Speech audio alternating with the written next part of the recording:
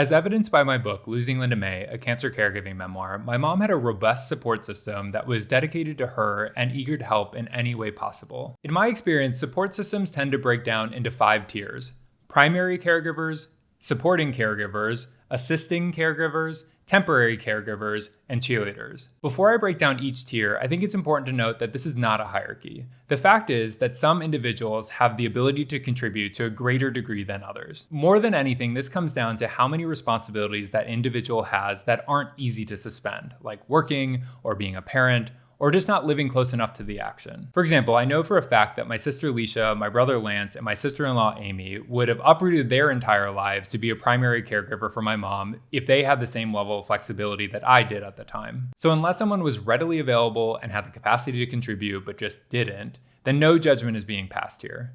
Also, it would be weird if an acquaintance tried to assert themselves as a primary caregiver. So existing relationships and relationship dynamics do come into play within support systems. More than anything, this organization is meant to establish the variety of roles that people play and how they all come together to form a unit of support.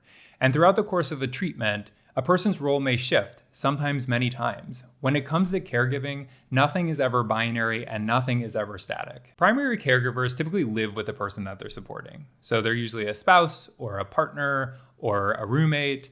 And in the case of my mom, it was her spouse, my dad, who became her primary caregiver when she was initially diagnosed.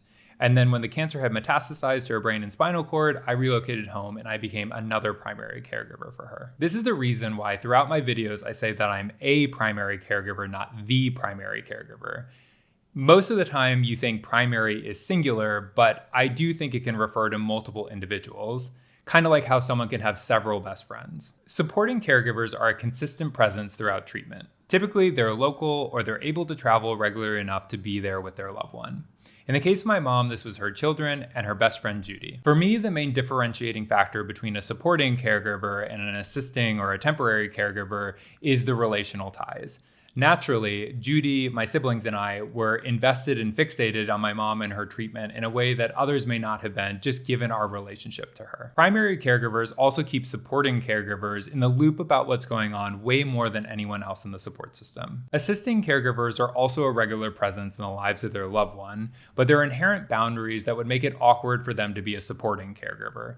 Think a coworker or a friend or a neighbor. Even though my mom was incredibly close with a hygienist and assistant at the family dental practice, she would have been very uncomfortable with them seeing her feeling and looking terrible. In the video I released on July 12th, I touched on the fact that everyone who goes through cancer treatment will require a different level of attention to feel supported. Similarly, everyone will have differing levels of comfort when it comes to letting people in and being vulnerable. If I hadn't gone through cancer treatment during the pandemic, I would have had no problem letting my close coworkers come to support and be there with me, even in my roughest moments.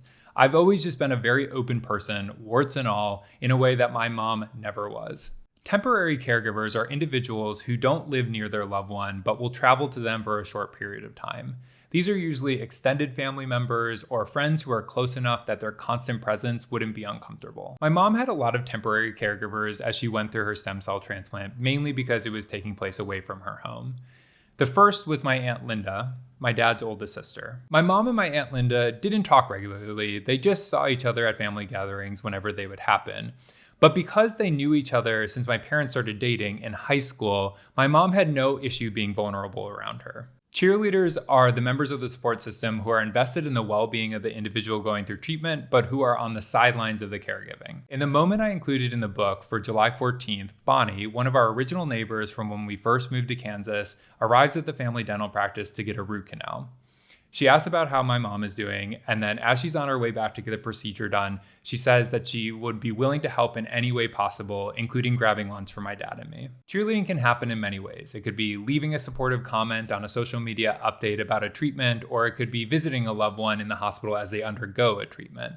But what makes someone a cheerleader and not a caregiver is that they're not getting their hands dirty, so to speak. The 5 tiers are usually very complementary, and for a primary caregiver, they can be incredibly helpful. For example, when my mom was going through the initial diagnosis process and in the lead up to her first treatments, back when only my dad was a caregiver, Lance had off on Mondays, which was such a blessing because it allowed him to take her to any appointments that happened to be scheduled on that day. As the side effects from the infusions of R-CHOP, her first chemotherapy regimen, started to present themselves, she often would have to take a day off of work or would have to leave a shift early just because she was feeling so badly.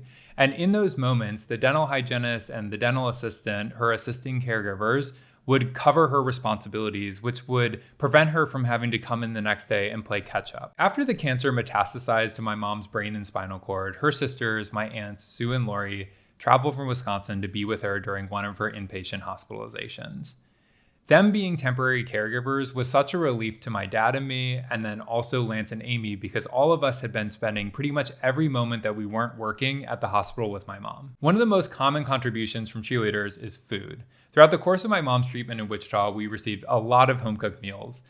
The quality definitely varied. Kansas is not known to be pushing the envelope when it comes to cuisine, and also people's skill level when it comes to cooking varies drastically. But when it was edible, it saved us from having to worry about what we were going to be eating that day. A support system firing on all cylinders and working in tandem makes a huge difference not only to the person going through treatment, but to the primary caregivers. The hardest moments I faced as a primary caregiver was when I was shouldering the full weight of my mom's care on my own.